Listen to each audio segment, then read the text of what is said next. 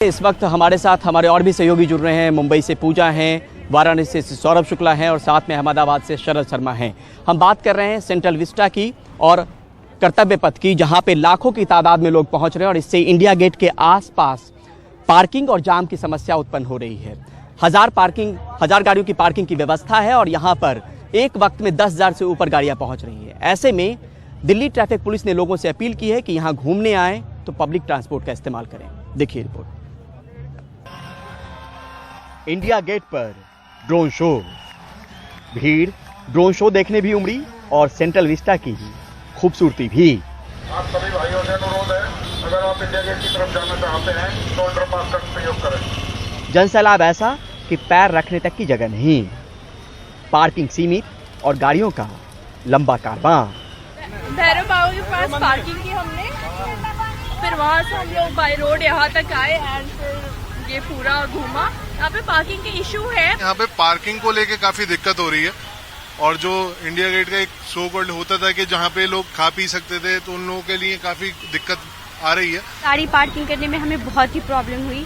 अब first time, ऐसा नहीं कि हम फर्स्ट टाइम आए हैं, दिल्ली में रहते हैं, बहुत बार पहले भी आ चुके हैं, बट इस बार तो बहुत डिसपॉइंट हो गई मैं सच बताऊं तो। ये रास्ता बंद, ये वाला बंद, ये ब्लॉक। गवर्नमेंट को पहले से प्लानिंग करनी चाहिए थी। गाड़ी पार्किंग है किस जगह पर किया हुआ है? भैरव बाबा के पास। भैरव बाबा का यहाँ पे जाकर के गया हूँ। वहाँ से कैसे आए आप लोग? क्या वहाँ से कैसे आए भैरव बाबा मंदिर से? वहाँ से पैदल है। सेंट्रल विस्टा की खूबसूरती को निहारने वालों की तादाद एक दिन में लाखों की है। एक वक्त पर ही 20 से 65 हजार लोगों की मौजूदगी देखी गई। अगर मैं बात करूं 9 तारीख की, तो एक समय ऐसा था जब 20,000 के आसपास लोग आए हुए थे। टोटल तो जो फुटफॉल होगा वो तो लाखों में चला गया होगा। और 10 तारीख की अगर हम बात करते हैं तो 60 से 65 हजार एक पीक आया था। और कल अगर संडे की बात करते हैं तो 35 से 40 हजार का एक पीक आया था। घूमने आने वाले लोगों के बढ़ते हुजूम को देखते हुए नई दिल्ली इलाके में 200 अतिरिक्त ट्रैफिक पुलिस जवान तैनात किए गए हैं। इंडिया गेट के पास 800 से 1000 गाड़ियों की पार्किंग की व्यवस्था है, लेकिन पीक के वक्त 10 से 15 हजार तक गाड़ियां पहुंच रही हैं। नेशनल स्टेडियम में फिलहाल पार्किंग की व्यवस्था कुछ दिनों के लिए ट्रैफिक पुलिस ने की है। डीएमआरसी ने भैरव मार्ग से पार्क एंड राइड की सुविधा लेने की लोगों को सलाह दी है। लोगों से यही अपील करूंगा मैं कि ज्यादा से ज्यादा पब्लिक ट्रांसपोर्ट इस्तेमाल करें, ताकि आप सड़कों के ऊपर भारी मात्रा में व्हीकल्स ना हो, पार्किंग की भी आपको दिक्कत ना आए। अगर हो सके तो मेट्रो में आइए, बसेज में आइए, या तो फिर आप पार्किंग लॉट्स में आइए और वहां से पार्क एंड राइड फैसिलिटी का उपयोग करें। यहां आकर अगर वक्त बिताना है और शाम को सुहाना बनाना है तो ट्रैफिक पुलिस के सुझावों का ख्याल रखिए। नई दिल्ली से परिमल कुमार, एनडीटीवी इंडिया। बेंगलुरु में एक बार फिर से अतिक्रमण हटाने का काम शुरू कर दिया गया। इसकी शुरुआत पूर्वी बेंगलुरु के बसवन नगर से की जा रही है, जहां पर एक मान्यता प्राप्त स्कूल का कंपाउंड वॉल और मैदान से अतिक्रमण हटाना है।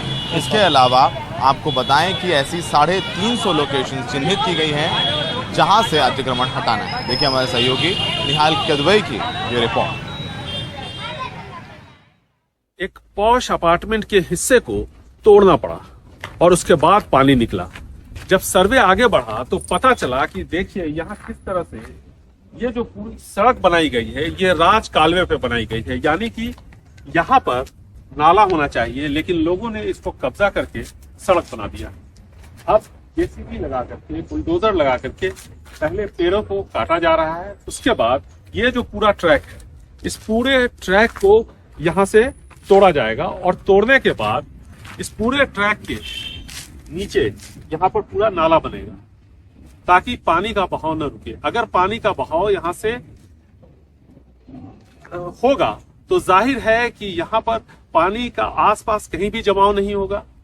जल जमाव की जो समस्या इस इलाके में हो गई थी वो नहीं होगी। और इसी तरह से कई सारे इलाकों में लोगों ने राज कालवे यानी स्टॉर्म वाटर ड्रेन के साथ साथ बफर जोन जिसको कहते हैं, यानी वो इलाके जहां से जिन रास्तों से पानी झील तक जाता है वहां पर कब्जा किया। और उसके बाद अगर कई लोग ऐसे भी हमें मिले जिन्होंने हमें बताया कि अगर 60% मकान बनाने की इजाजत थी तो 100% मकान जो बना उसमें से 40% की इजाजत नहीं थी। जाहिर है कि जब ऑक्यूपेंसी सर्टिफिकेट दिया जाता है तो पहले इंस्पेक्शन होता है।